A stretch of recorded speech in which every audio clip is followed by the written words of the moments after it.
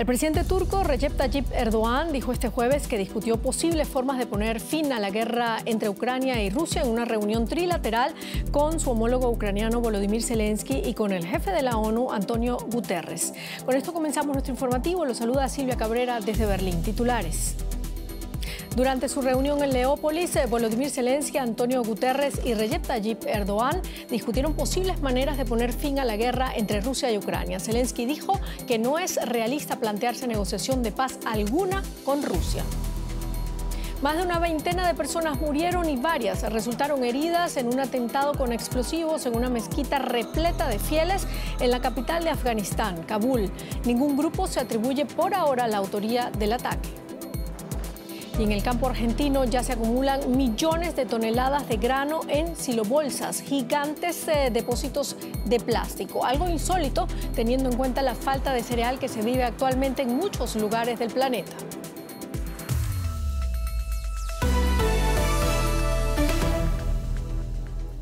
Comenzamos nuestro informativo en la ciudad de Leópolis, donde el presidente Volodymyr Zelensky recibió al secretario general de la ONU, Antonio Guterres, y al presidente turco Recep Tayyip Erdoğan, que dio su apoyo explícito a Ucrania frente a Rusia.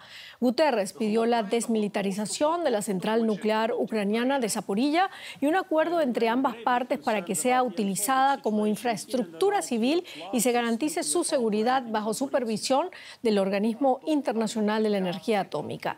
En cuanto a las exportaciones de grano ucraniano, Guterres prometió intensificarlas antes del invierno boreal para asegurar el abastecimiento alimentario de países africanos. Por su parte, el presidente turco expresó su preocupación porque se produzca otro Chernóbil en Zaporilla y dijo que su país se mantiene al lado de Ucrania en este conflicto. Mientras continuamos nuestros esfuerzos para encontrar una solución, seguimos del lado de nuestros amigos ucranianos. Analizamos este tema con Andrés Murenza desde Estambul. Andrés, ni Ucrania ni Rusia parecen estar dispuestas a reactivar las conversaciones de paz. ¿Qué busca Erdoğan con esta reunión? Bueno, pues precisamente reactivarlas. Erdoğan, como cualquier otro observador, sabe que las posiciones de Rusia y de Ucrania están todavía muy alejadas. Por ejemplo, el propio Zelensky dijo que estaba dispuesto a firmar la paz, pero que antes los rusos debían abandonar todo el territorio ucraniano, lo que, por lo que parece, no es algo a lo que esté dispuesto el presidente Vladimir Putin. Pero lo que quiere Erdoğan es resucitar ese proceso que se inició en Estambul en marzo, cuando logró reunir a los ministros de Exteriores y a delegaciones de ambos países para establecer una serie de puntos, un proceso que se fue al traste cuando se conoció la realidad de las masacres rusas en la ciudad de Bucha, al norte de Kiev.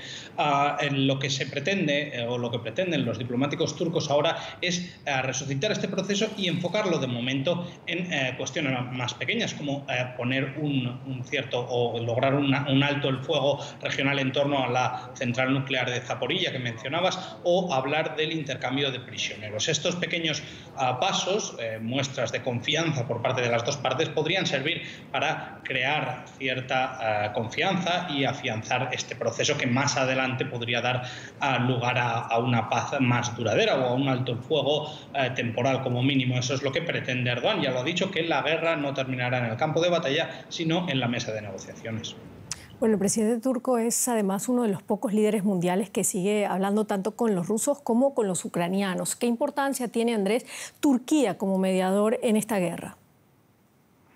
Bueno, una fuente diplomática ucraniana me decía hace unos meses que a Turquía no le criticaban tanto el hecho de, por ejemplo, seguir comerciando con Rusia como le podían criticar a Alemania, porque Turquía era el único país que había logrado sentar a la mesa a los rusos. Es verdad, es el único país, el único gobierno que tiene un acceso a ambas capitales, a Kiev y a Moscú. De hecho, ha sido el que ha conseguido el pacto para el corredor del grano a través del Mar Negro, del corredor a través del que está saliendo los barcos cargados de cereales real. Y además fue la propia ONU la que inició estas conversaciones, pero viendo que no tenía capacidad para sentarlos a la mesa a los dos contendientes, llamó a Turquía. ¿Cuál es la razón? Pues bien, Turquía tiene relaciones estratégicas con ambos países, con Ucrania y con Rusia, pese a ser un miembro de la OTAN desde hace 70 años, perdón. A Ucrania le ha estado vendiendo armas como los drones Bayraktar, que han resultado muy efectivos en la lucha contra Rusia. A Rusia no le ha aplicado sanciones como sí han hecho el resto de socios de la OTAN. Por tanto, mantiene esto que ellos llaman una política equilibrada, para manteniendo las puertas abiertas y el teléfono en contacto permanente con ambos líderes, y esto es lo que le ha permitido un poco mediar entre ambas partes. Muchísimas gracias, Andrés Murenza, por este análisis desde Estambul. Gracias, buenas noches. Mientras tanto, Ucrania y Rusia se han acusado mutuamente este jueves de estar preparando una provocación en la planta nuclear de Zaporilla. La central, la mayor de Europa, está ocupada por Rusia, pero es operada por personal ucraniano. Según Moscú, el ejército ucraniano atacará la planta y acusará después a Rusia de la acción. Kiev advierte de un desastre nuclear y dice que Moscú quiere llevar a cabo un ataque terrorista sobre la planta. Olga está preocupada. Lleva días sin poder comunicarse con sus colegas. Hasta hace poco era ingeniera en la central nuclear de Zaporilla, pero logró escapar. Ahora intenta comunicarse con los empleados que siguen allí, y cada vez es más difícil. Diría que el 70% de mis colegas ya no van a trabajar. Tienen demasiado miedo. Imagina lo que eso significa para las operaciones y sobre todo para la seguridad en el recinto.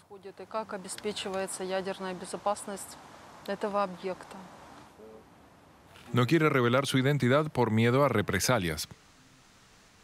Las tropas rusas tomaron la planta nuclear en las primeras semanas de guerra. Desde entonces, Ucrania denuncia que los rusos han convertido las instalaciones en una fortaleza militar.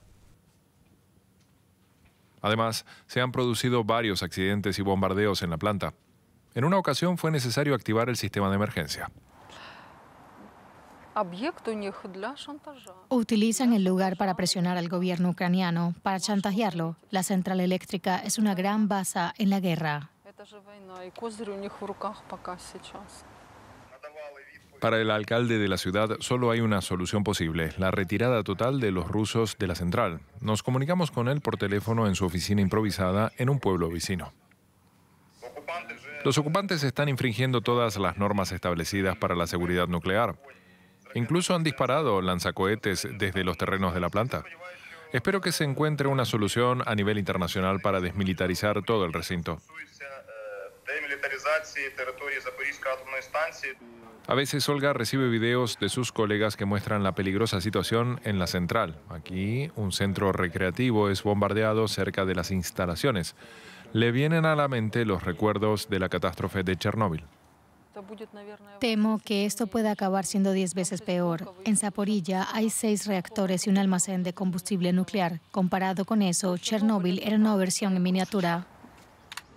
Entre tanto, ha encontrado un trabajo en Kiev a 400 kilómetros de distancia. En caso de emergencia nuclear, ella y su hijo tampoco estarían a salvo aquí, nos cuenta. Pero en tiempos de guerra ningún lugar es completamente seguro.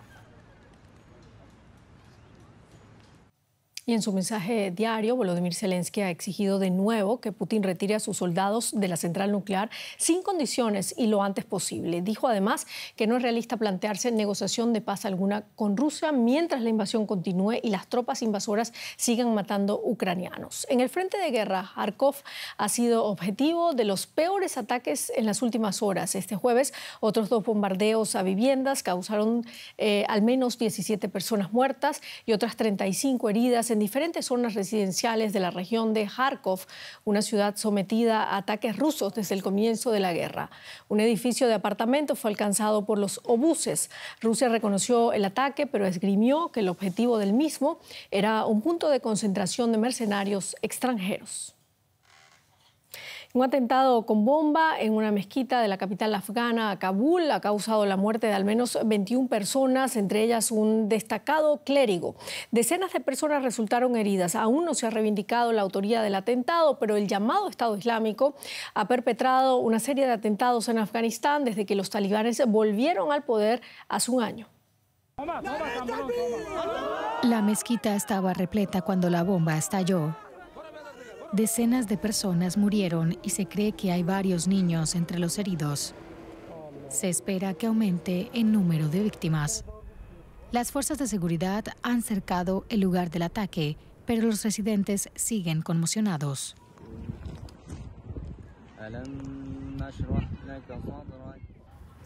Perdí a mi primo, fue a la mezquita a rezar por la tarde y entonces ocurrió la explosión. Nos enteramos de que había perdido la vida recién a la medianoche en el hospital. Afganistán está sufriendo ataques de forma regular desde que los talibanes volvieran al poder en agosto del año pasado. Muchos atentados han sido asumidos por Estado Islámico. La semana pasada, el grupo reconoció el asesinato de un destacado clérigo talibán en su centro religioso de Kabul. Pero hasta ahora nadie se ha atribuido este atentado. En el hospital, los familiares de las víctimas aún esperan noticias. Muchas personas fueron asesinadas. Algunas incluso fueron arrojadas por las ventanas de la mezquita. Traje aquí a 2 familiares y resultaron heridos en la explosión. El blanco del Estado Islámico son principalmente minorías étnicas como los chiíes, los sufíes y los sikhs. Pero la organización terrorista parece estar ampliando su objetivo ahora que los talibanes celebran un año en el poder. Cambiamos radicalmente de tema. Economía. Paco Furió. Gracias, Silvia. La eurozona ha registrado su mayor inflación desde la introducción de la moneda común europea. En julio alcanzó el 8,9%, frente al 2,2% registrado un año antes. El factor que más contribuyó a elevar los precios fue la energía. Le siguieron la alimentación, el alcohol y el tabaco, los servicios y el resto de bienes industriales. En sus últimas previsiones económicas, la Comisión Europea anticipó que la inflación del área del euro cerrará este año con una media del 7,6% para después suavizarse hasta el 4% en 2023. Se multiplican las denominadas silobolsas en los campos de Argentina. Son gigantescos depósitos de plástico en los que se acumulan ahora mismo unos 23.000 millones de toneladas de soja y otros cereales. Algo insólito teniendo en cuenta la falta de cereal que se vive en muchos lugares del planeta, pero que tiene su explicación en la particular situación económica que vive Argentina. Luciano Aratta es uno de los 60.000 agricultores de Argentina que cosecharon este año 44 millones de toneladas de soja, segundo cultivo del país. 23 millones de toneladas siguen aún guardadas en las llamadas silobolsas, que reemplazaron a los silos metálicos en las últimas 2 décadas. Productores como Luciano prefieren conservar el grano en lugar de exportarlo porque el Banco Central, escaso de divisas, los obliga a cambiarlos por pesos.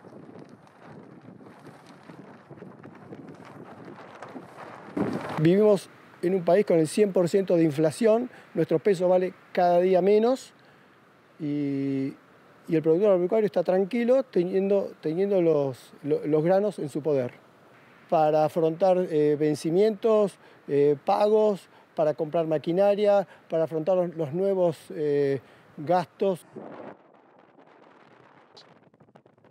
En las llanuras argentinas se multiplican las silobolsas, mientras los economistas pronostican una inflación del 90% a fin de 2022.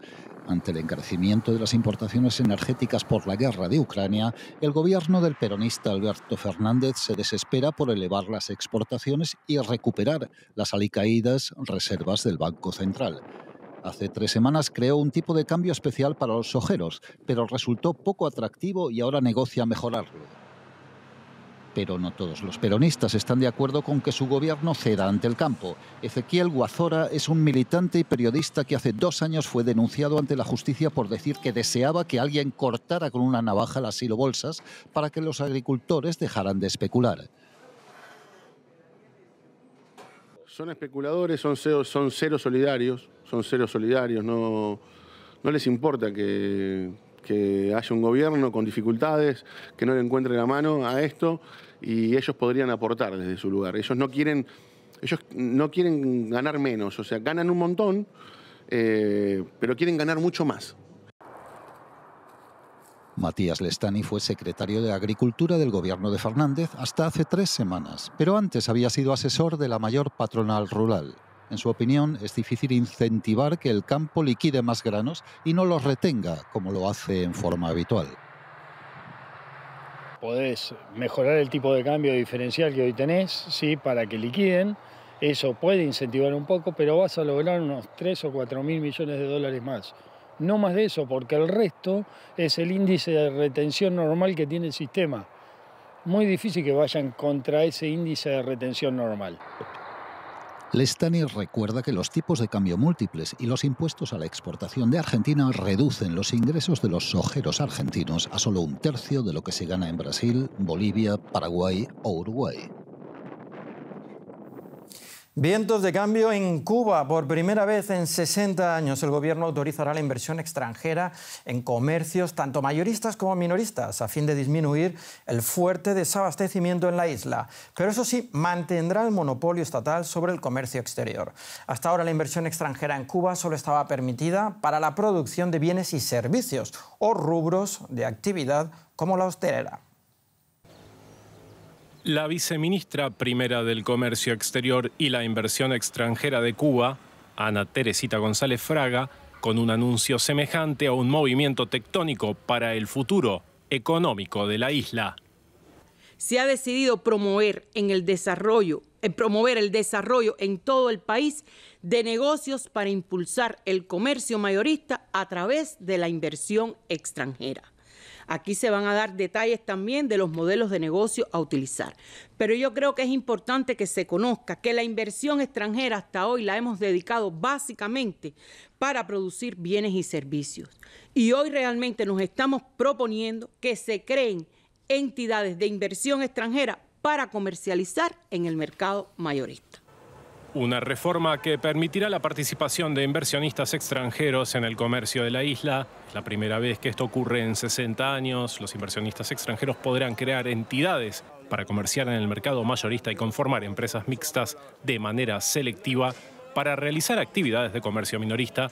Una reforma inmediata. Nosotros buscamos que estas medidas tengan una incidencia inmediata en los problemas de desabastecimiento y que contribuyan también a mejorar la oferta que existe hoy en las tiendas de moneda libremente convertible y en moneda nacional.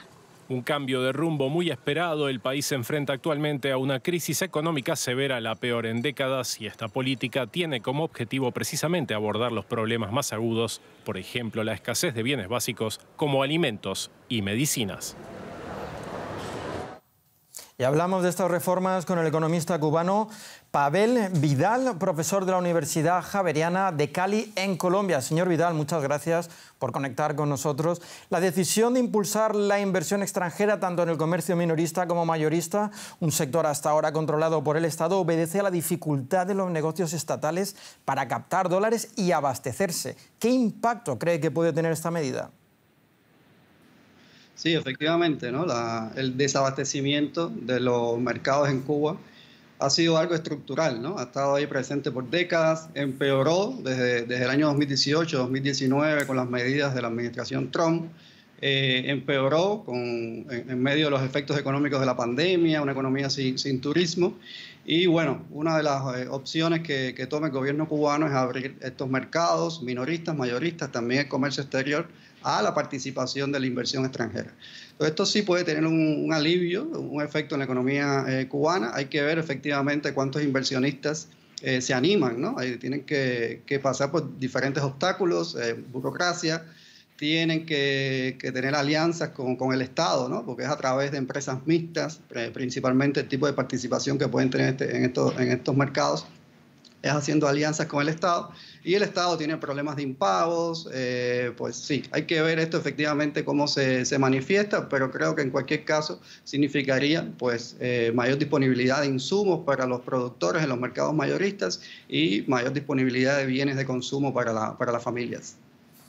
Hasta ahora la inversión extranjera en Cuba solo estaba permitida para la producción de bienes y servicios o rubros de actividad como la hotelera. ¿Cree usted que estas medidas que el gobierno ha ido introduciendo en los últimos años pueden ser el principio de una mayor y gradual apertura económica?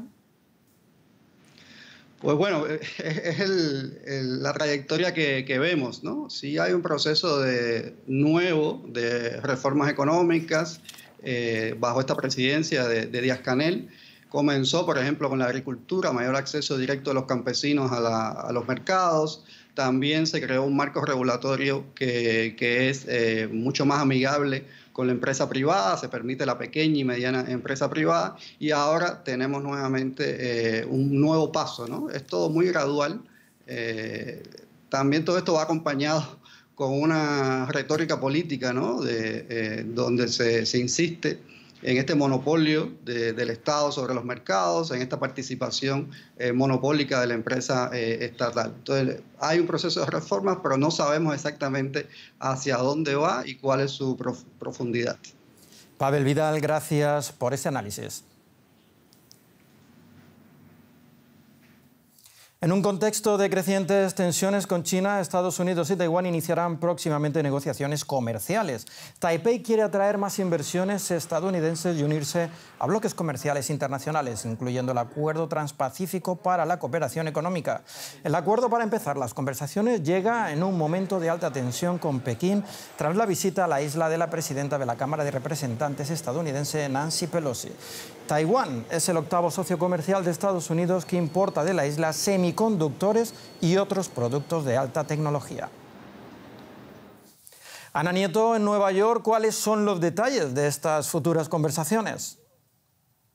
Pues Taiwán y Estados Unidos quieren llegar a compromisos de alto nivel con resultados económicos significativos a través de una mejora de las relaciones comerciales que ya tienen. Eso incluye una mayor cooperación aduanera, una mejor gestión electrónica de datos, transparencia en las relaciones. Vamos, en general es una reducción de formalidades. Pero en el documento de 3 páginas que ha hecho público hoy la Autoridad Comercial de Estados Unidos, se da cuenta de la profundidad de estas conversaciones que se van a mantener con las autoridades de la isla, porque se van a abordar otros temas a principios de otoño cuando empiecen las reuniones, como por ejemplo derechos laborales, medidas anticorrupción, ayudas a pequeñas y medianas empresas y el papel de las empresas públicas y su posible efecto distorsionador en una economía de mercado. Tanto Estados Unidos, por supuesto, como Taiwán se reconocen como economías de libre mercado. Desde Taiwán se ha dicho, aunque no figura en el documento que ha hecho público hoy Estados Unidos, que también se va a hablar de la coerción económica que está ejerciendo China sobre la isla. Todo esto forma parte de la agenda de comercio para el siglo XXI que presentó el presidente Joe Biden en junio, cuando volvió de una gira por Asia que no incluyó Taiwán. Y desde China se advierte a Estados Unidos que no puede negociar acuerdos que tengan implicaciones soberanas. ¿Sigue la escalada de la tensión? Sí, sigue la escalada. En Estados Unidos se han oído las quejas del Ministerio de Exteriores chino, que dice que se están trasladando unas ideas equivocadas a los independentistas taiwaneses a través de los intereses económicos de Estados Unidos. Hace apenas 2 días y después de una visita de una delegación del Congreso a Taiwán, el embajador chino en Estados Unidos dijo que hay algunos estadounidenses que no saben que están cometiendo errores y que no van a corregirlos. No se refería a la visita de Nancy Pelosi, sino a una visita posterior de otra delegación del Congreso. Y aunque oficialmente no se ha visto un cambio de las relaciones con Taiwán, en Estados Unidos sí que se percibe una mayor agresividad de China después de la visita de Pelosi. Y todo esto llega en un momento en el que tanto China como Estados Unidos están buscando mantener o ampliar su pujanza y su liderazgo global en materias económicas, en materias de tecnología e incluso de influencia política en todo el mundo. En noviembre, tanto Biden como Xi Jinping se reunirán en el G20. Veremos si se reconducen las relaciones. Gracias, Ana Nieto, desde Nueva York. Y continuamos con más noticias, Silvia. Así es, nos vamos a América Latina, específicamente a México. La desaparición de los 43 estudiantes mexicanos de Ayotzinapa en México fue un crimen de Estado. Así lo determinó este jueves la Comisión para la Verdad y Acceso a la Justicia en una conferencia de prensa. Según la comisión, en el delito estuvieron involucrados autoridades de todos los niveles e integrantes del grupo delictivo Guerreros Unidos. Además, no hay indicios de que los normalistas que desaparecieron en el 2014 estén vivos. Las autoridades locales de más alto nivel habrían sido omisas y negligentes e incluso habrían alterado hechos y circunstancias. Se trata de las conclusiones preliminares del comité que creó en 2018 el presidente mexicano Andrés Manuel López Obrador para investigar el caso de Ayotzinapa. Y el presidente peruano, Pedro Castillo, anunció que pondrá en marcha un programa para expulsar del país a extranjeros que se han portado mal, sin abundar en más detalles. La semana pasada, Castillo ya comunicó que presentaría ante el Congreso un proyecto de ley para aumentar las causas de expulsión para los extranjeros que incumplan la ley o las normas sanitarias, que no puedan presentar documento de identidad, que tengan antecedentes penales o que porten armas sin autorización. La medida tiene como objetivo frenar la inseguridad ciudadana. Según el mandatario, el programa Retorno a su país se está coordinando con las autoridades de Venezuela y otras embajadas de la región. Vamos ahora con un resumen de otras noticias importantes del día. Al menos 10 miembros del último remanente del grupo terrorista Sendero Luminoso murieron durante un operativo militar en Perú. El líder de la organización, Víctor Quispe Palomino, alias Camarada José, logró escapar, según informaron las Fuerzas Armadas del país. El fin de semana, el presidente Pedro Castillo expresó sus condolencias por los 2 militares fallecidos en otro operativo del ejército lanzado la semana pasada en Braem. En Colombia, la guerrilla del Ejército de Liberación Nacional liberó a 5 soldados y un policía que había secuestrado en el departamento del Arauca, fronterizo con Venezuela. Según informaron este miércoles las autoridades, una misión humanitaria de la Defensoría del Pueblo y de la Iglesia Católica recibió a los soldados. Un juez del estado de Nueva York ha negado la libertad bajo fianza al hombre acusado de intentar matar al escritor Salman Rushdie. Hadi Matar, de 24 años, ha reiterado su declaración de inocencia. Rushdie iba a dar una charla cuando un atacante se abalanzó sobre el escenario y lo apuñaló repetidamente. La primera ministra de Finlandia, Sanna Marin, ha sido criticada en redes sociales tras filtrarse un video en el que aparece cantando y bailando con sus amigos en una fiesta privada durante sus vacaciones. La filtración coincidió con el Congreso del Partido Socialdemócrata finlandés que encabeza Marin. La primera ministra dijo a los periodistas que no tendría ningún problema en someterse a un test de drogas como exigen muchos ciudadanos. La primera ministra dijo que no tiene nada que ocultar. Muchos otros fineses no entienden a qué viene esta polémica y están encantados con que su primera ministra haga lo que desee en su vida privada.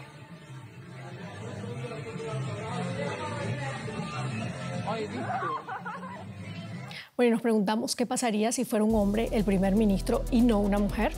Con esto despedimos. Gracias por habernos acompañado. Hasta luego.